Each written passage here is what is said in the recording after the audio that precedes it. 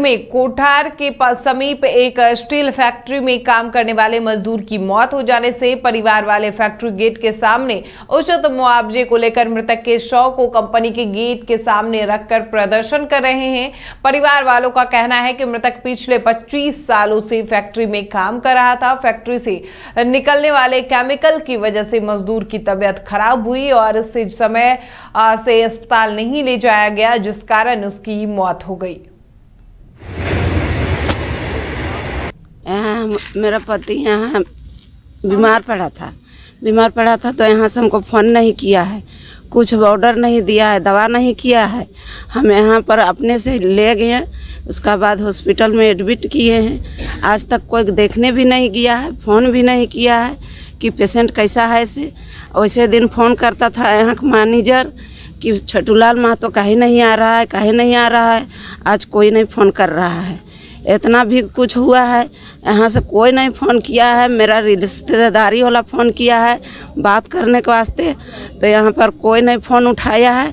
तो मेरा भतीजा फ़ोन किया मेरा बेटा को, तो बेटा उठा के ले गया है, तो हमें एडमिट किए हैं। तो क्या किसकी लापरवाही मान रहे हैं इसमें कंपनी वाला किया है। देश में साइबर ठगी का काम धड़ल्ले से चल रहा है। इसी क्रम में बोकारो में देर शाम पुलिस अधीक्षक ने गुप्त सूचना के आधार पर 11 लोगों को साइबर ठग करते हुए पकड़ लिया। दरअसल उक्त सूचना पर अनुमंडल पुलिस पदाधिकारी सदर 4 श्री प्रवीण कुमार सिंह के नेतृत्व में एक छापेमारी दल का गठन किया गया और चीराचास जाकर जवाहर सिंह के मकान में तलाशी ली गई। इस क्रम में जवाहर सिंह के मकान के ऊपरी तल्ले में 14 लोग मोबाइल के माध्यम से ठगी करते पकड़े गए, जिन्हें घेर कर पकड़ने का प्रयास किया गया। इस क्रम में 3 व्यक्ति भागने में भी सफल रहा। पकड़ाए व्यक्ति से पूछताछ करके पता लगाया जा रहा है। सभी लोग बिहार के विभिन्न जिलों से आकर संगठित रूप से जाली दस्तावेज से मोबाइल सिम खरीदकर ठगी का काम पिछले 2 वर्षों से कर रहे थे। पकड़ाए गए अभियुक्त के पास से विभिन्न कंपनी का mobile, SIM card, stamp, speed post ticket और काफी सारे सामान बरामद किए गए हैं।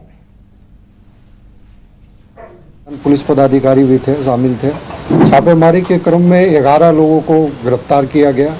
3 लोग भागने में सफल रहे हैं, जिसके गिरफ्तारी हेतु छापेमारी की जा रही है।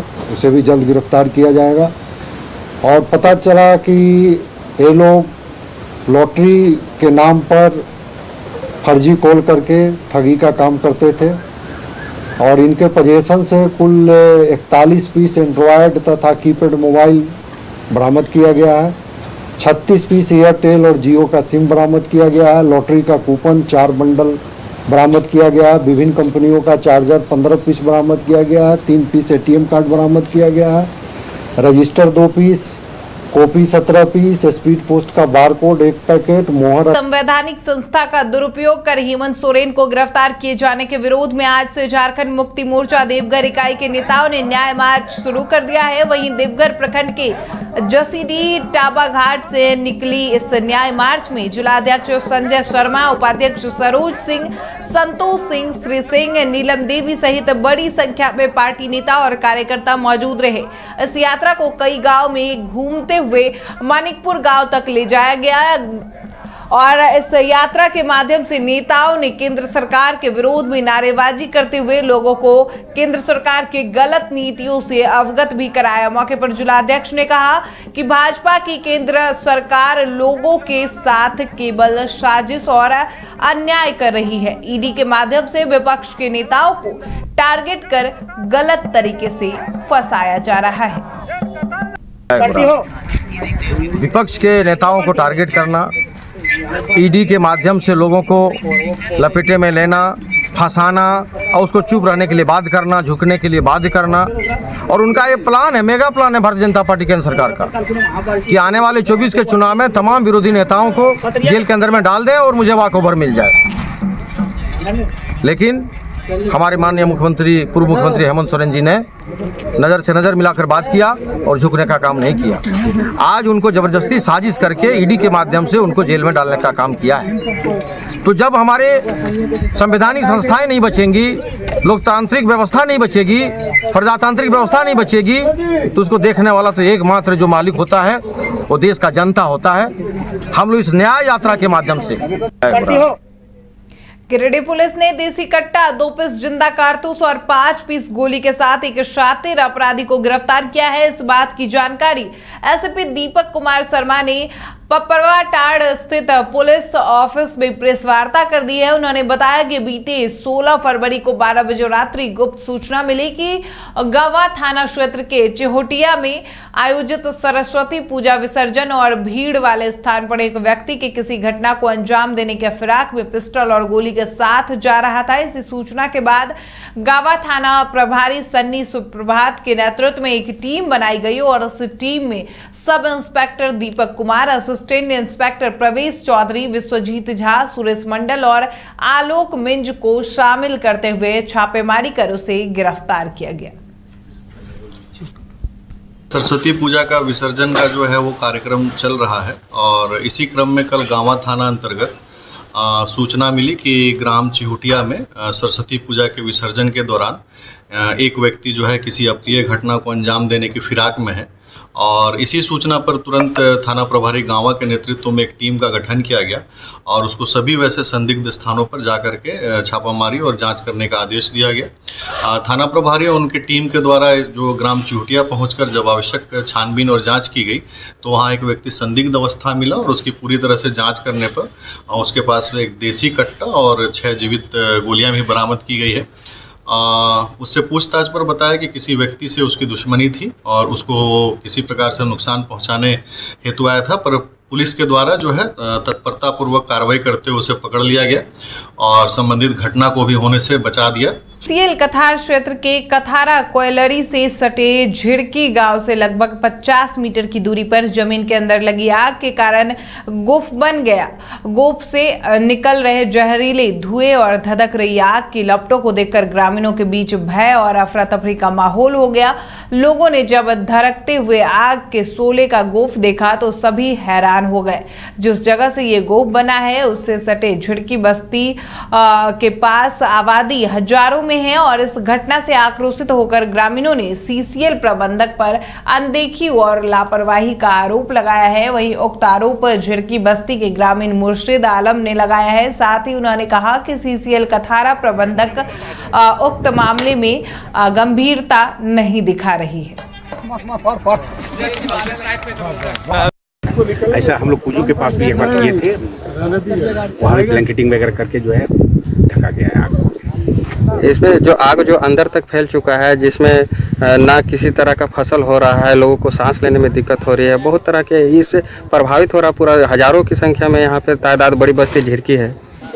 ब्लैंकेटिंग करने से आग कमज़ोर होगा और उस अवस्था में फिर जाकर रहने लगे। एक आखिरी सवाल सर, ये जो आग जो लगा हुआ है सुरंग, उसकी गहराई आप बता सकते हैं कि कितना अंदर लगा हुआ है?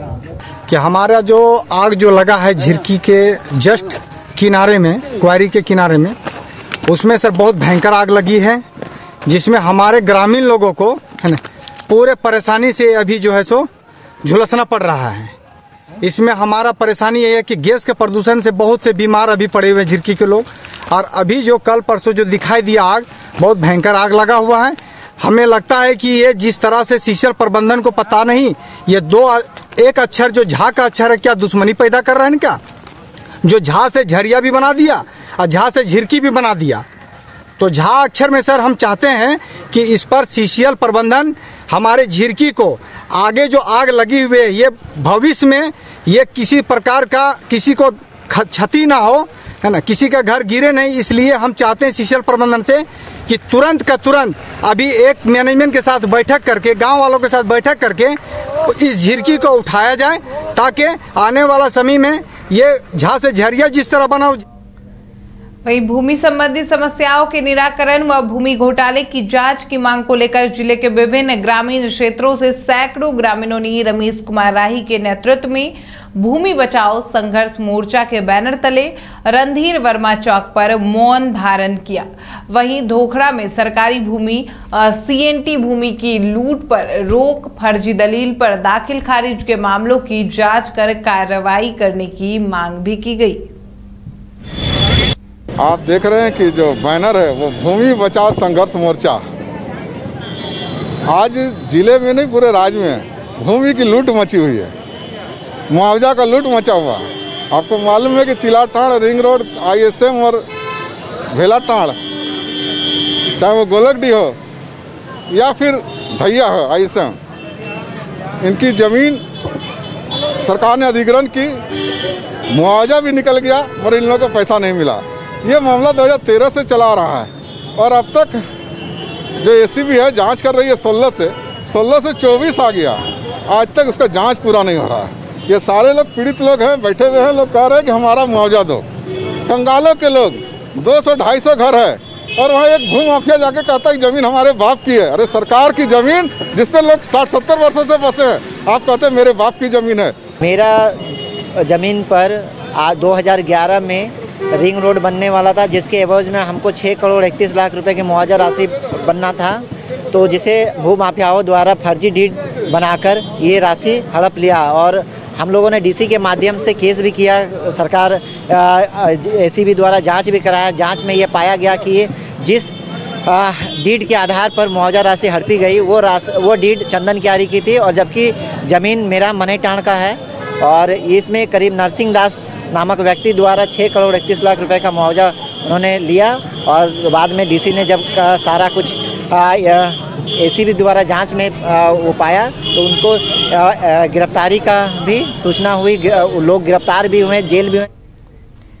वहीं झरिया में व्याप्त वायु प्रदूषण के खिलाफ झरिया मेन रोड देश बंधु सिनेमा के समीप पर्यावरण संरक्षण के लिए सत्याग्रह आंदोलन के तहत स्वयंसेवी संगठनों और बुद्धिजीवियों ने 1 दिवसीय धरना प्रदर्शन किया।